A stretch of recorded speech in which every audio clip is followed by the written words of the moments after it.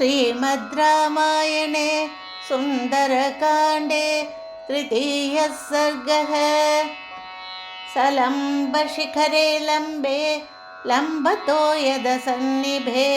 सत्त्वमास्ताय मेधावी हनुमान् मारुतात्मजः। निशिलङ्कां महासत्त्वो विवेश कपिकुञ्जरः। रम्यकाननतोयाढ्यां पुरीं रावणपालितां शारदाम्बुधरप्रख्यैः भवनैरुपशोभितां सागरोपमनिर्घोषां सागरानिलसेवितां सुपुष्टबलसंगुप्तां यतैव विटपावतीं चारुतोरणनिर्यूहां पाण्डरद्वारतोरणां भुजगाचरितां गुप्तां शुभां भोगवतीमिव तां सविद्युद्गणाकीर्णां ज्योतिर्गणनिषेवितां मन्दमारुतसञ्चारा यथा चाप्यमरावतीं शादकुम्भेन महता प्राकारेणाभिसंवृता किङ्किणीजालघोषाभिः पताकाभिरलङ्कृताम् आसाद्य सहसा हृष्टः प्राकारम् अभिपेदिवान् विस्मयाविष्टहृदयः पुरीमालोक्य सर्वतः जाम्बूनदमयैर्द्वारैः वैडूर्यकृतवेदिकैः वज्रस्फटिकमुक्ताभिः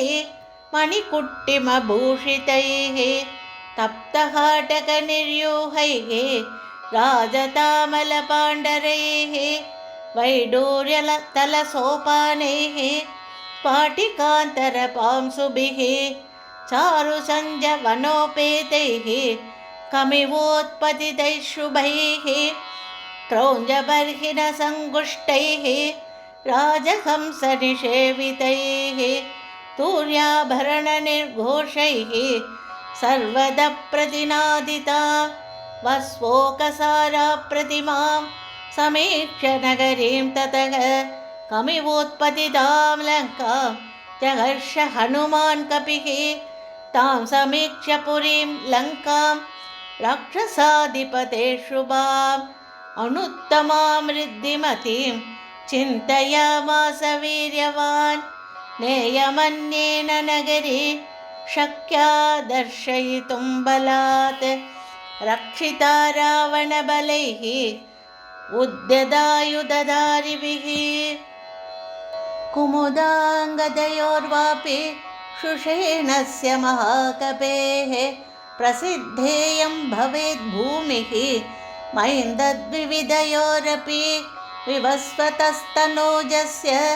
हरेश कुशपर्वणः वृक्षस्य केतुमालस्य मम चैव गतिर्भवेत्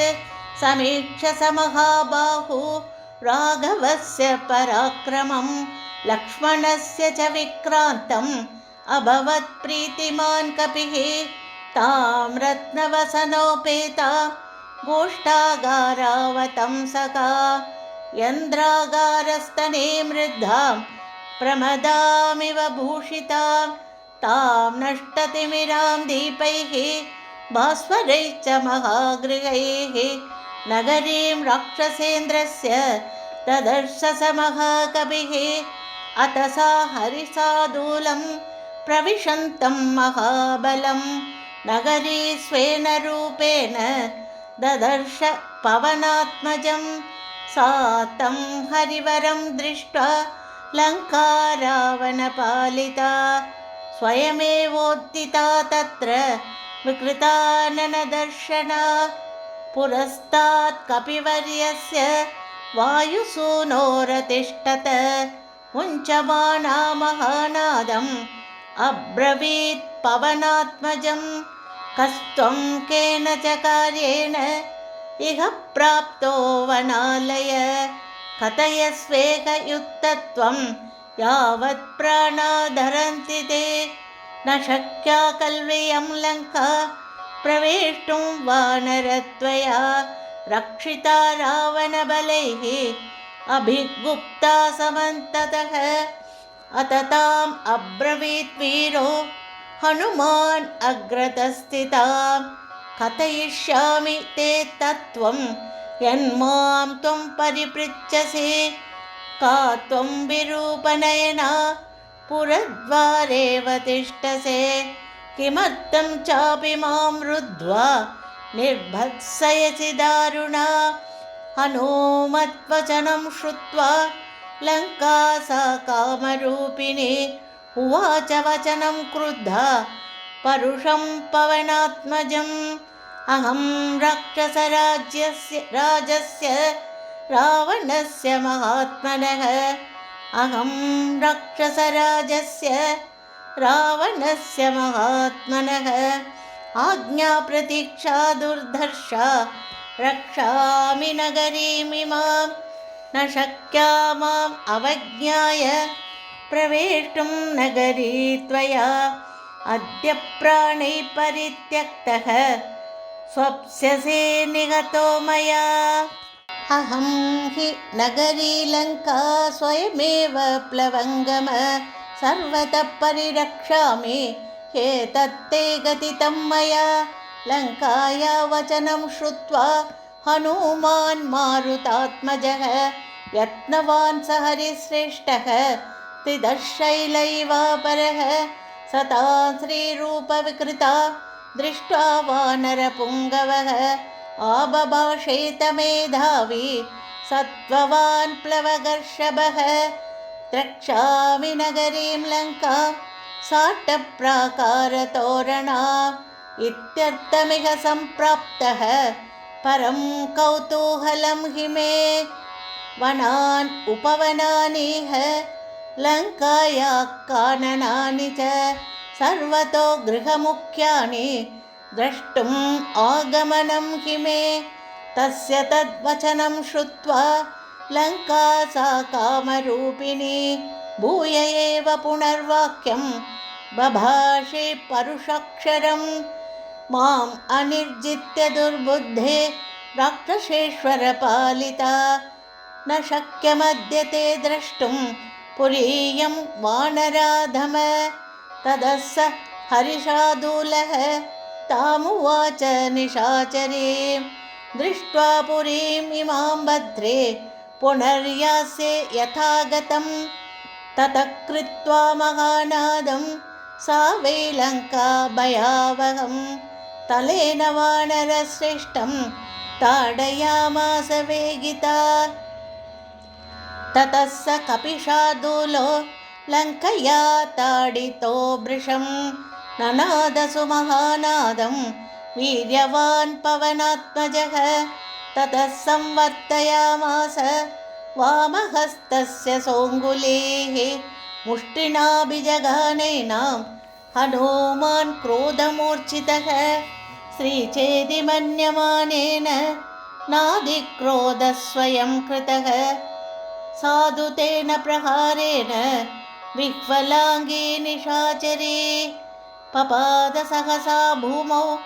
विकृता ननदर्शना ततस्तु हनुमान् प्राज्ञः तां दृष्ट्वा विनिपातितां कृपां चकार तेजस्वी मन्यमानस्त्रियं तु तां ततो वै वृषसंविघ्ना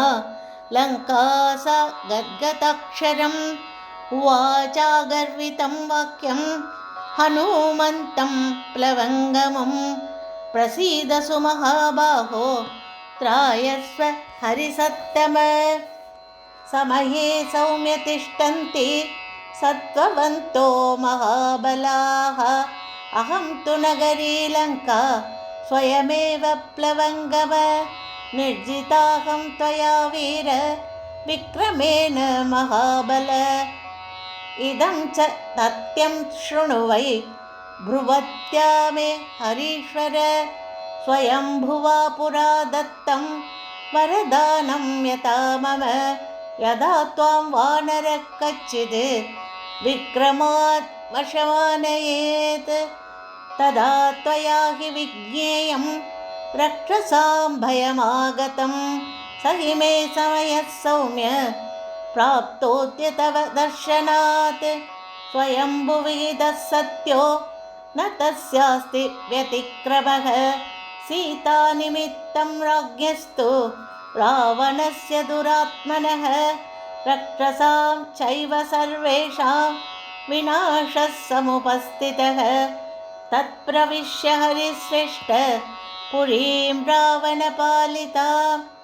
विदत्स्व सर्वकार्याणि यानि यानिह वाञ्छसि प्रविश्य सापोपहतां हरीश्वर पुरीं शुभां राक्षसमुख्यपालितां दिदृक्षया त्वं जनकात्मजां सतीं विमार्ग सर्वत्र गतो यथा सुखम् इत्यार्षे श्रीमद् रामायणे सुन्दरकाण्डे तृतीयः सर्गः। श्रीहरये नमः। श्रीहरये नमः। श्रीहरये नमः। जानकीकान्तस्मरणं जय जय राम राम। आञ्जनेयमूर्ति की जय। सद्गुरुनाथ महाराज की जय।